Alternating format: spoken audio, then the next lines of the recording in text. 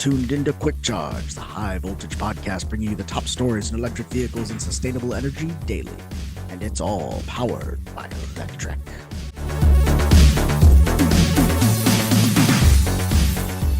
Welcome back to another thrilling episode of Quick Charge. I'm your host, Joe Boris. It's December 3rd, 2024. Today, of course, everyone is talking about the new Jaguar electric supercar Type 00, whatever this thing is. After revealing the new Type 00 electric vehicle concept yesterday, Jaguar has been the center of the spotlight with a $100,000 plus price tag. Jaguar's new luxury EV is stirring up plenty of debate, and love it or hate it, Jaguar is embracing the attention. Ahead of its official debut at Miami Art Week, images leaked of Jag's new EV online, stirring up the social media crowd. Some poked fun, comparing it to Barbie's dream car or the Pink Panther, while others loved it, saying it shows Jaguar's bold new look. And that included Elon Musk, who poked fun at Jaguar's online Twitter presence by asking if the company still sold cars. EV startup Lucid Motors also teased Jag, responding with a picture of its Air Sapphire using Jaguar's tagline, the world's first luxury supersport sedan. Rodden Glover, appointed to lead the revamped Jaguar brand last year, welcomes the attention for better or worse. Glover told Sky News that the company, quote, gathered an awful lot of attention over the last few weeks, adding, but now I think it's really important to talk about the vehicle. After introducing its new Type 00 concept, Jaguar described the luxury EV as unmistakable, unexpected, and a dramatic physical manifestation of Jaguar. In other words, it was a, quote, fearless statement. And that's exactly what it is. Glover explained, we need to make sure that Jaguar is relevant, desirable, future-proof for the next 90 years of its history. And while many companies unveil new cars all the time that go unnoticed, Glover explained more people have been talking about Jaguar for the last 2 weeks than, goodness, for so much longer. When asked about the backlash, Glover responded, we absolutely don't want to alienate our loyal fans. Although Jaguar wants to take as many of its current clients as possible, it must also appeal to a new audience. Jaguar's electric GT is based on the new JEA architecture. It has a targeted EPA range of 430 miles and a WLTP range of up to 478 miles. It can also add 200 miles of charge in as little as 15 minutes. The production model will be revealed later next year, and sales will kick off in mid-2026. It will be built in the UK as Jaguar looks towards a new beginning. Now, I have been looking at this thing for 2 days. At first, I hated it. It started to grow on me a little bit. I'm sure you all have your own opinions, and I want to hear about them in the comments. But that said, this did look a little bit familiar to me, and I think I figured out where I've seen it before. If you agree with me on this one or not, let me know in the comments, but we will be moving on. Now, of course, one of the big reasons that Jaguar is totally revamping its line is that its sales have plummeted over the last decade or so. Even though there was a little bit of a resurgence that came along with the original I-Pace EV and some of the Jaguar SUVs, even the F-Type Sports Coupe, it never quite caught on in the way that it did in the 90s into the early 2000s. So Jaguar obviously needed to do something, and they did. Another company that's maybe having the opposite story is Hyundai. Hyundai set a new U.S. sales record in November, and the Ioniq 5 SUV more than doubled its year-to-year sales. That one's pretty self-explanatory, but it's not just been a good month for Hyundai. Corporate sibling Kia has no plans of slowing down after a record November sales of its own, with many more new EVs en route. Kia sold 70,000 vehicles in the US last month, its best ever November. It was also Kia's first time crossing the 70,000 sales mark in November. For the second straight month, Kia's US retail sales have grown by 20% year over year, with Kia's SUV carrying the weight with a 75% share, while electrified models accounted for 16% of total sales last month. Kia's first dedicated electric vehicle, the EV6, set a new November record with 1,800 units sold. Over 19,600 EV6 models were sold in the US through the first 11 months of 2024, up 11% from last year. Meanwhile, Kia's first three-row electric SUV, the EV9, continues to see strong demand. Kia obviously hit a home run with that 7-passenger SUV because that's how people in America want to get around. 7-passenger, 5-passenger SUVs. Those are now really the core of the North American automotive market, but they're not the only way to get around, especially if you live downtown, you're in a city, you live on college campus.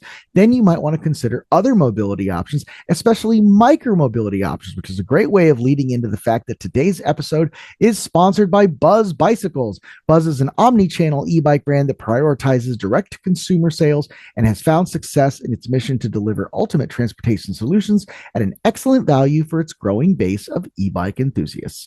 The company has adopted an ethos that the freedom of riding should be fun and accessible to everyone, no matter what adventures lie ahead. As such, the Buzz team has utilized decades of industry experience to deliver a portfolio of bikes, all of which have been conceived and designed in Dayton, Ohio, to be comfortable, powerful, safe, and affordable. That lineup includes the Centris folding e-bike, which is as versatile and compact as it is fun. The Class 2 folding e-bike can easily navigate tough terrain thanks to its 20 by 4-inch knobby tires and front suspension.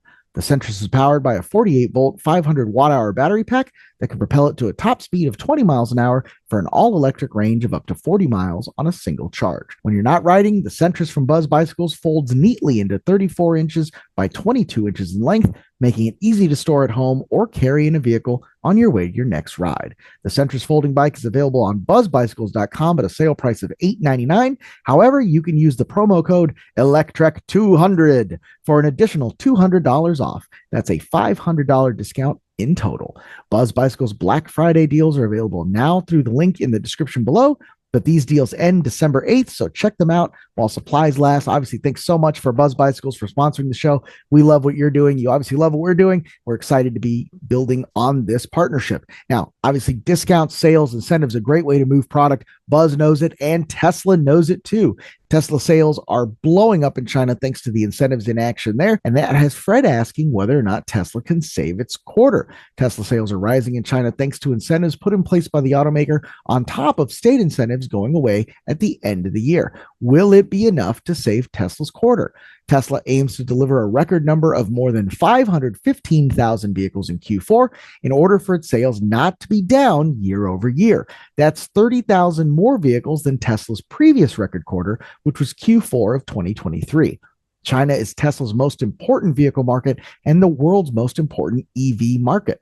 In many ways, the Chinese market can make or break Tesla's record delivery goal for the quarter. The latest insurance data is in for November, and it points to Tesla delivering just short of 70,000 vehicles, up significantly year over year via Car News China. However, while Tesla's domestic sales are up in the Chinese market, Tesla's wholesale from China, all cars built domestically for both local market and exports, are down in November. The domestic results are expected to be even stronger in December due to the incentives in place.